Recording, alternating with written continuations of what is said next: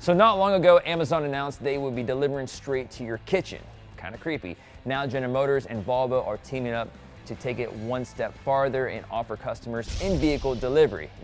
Yeah, in-vehicle delivery. So in case you don't want it delivered to your home, you can now have it brought directly to your car, and you don't even have to be there. The service is available to 37 cities on more than 7 million 2015 or newer Chevrolet, Buick, Cadillac, and GMC vehicles, and it's free for Amazon Prime members who have an active OnStar account.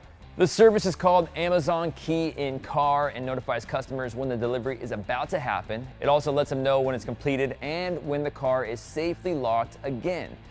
All deliveries have to be made when the car is parked and in a public area, so don't expect to have this delivered to your car when you're driving down the freeway. The question is, do you think Amazon is being innovative or going too far? This sounds creepy, but I'd probably do it. Let us know in the comments what you think.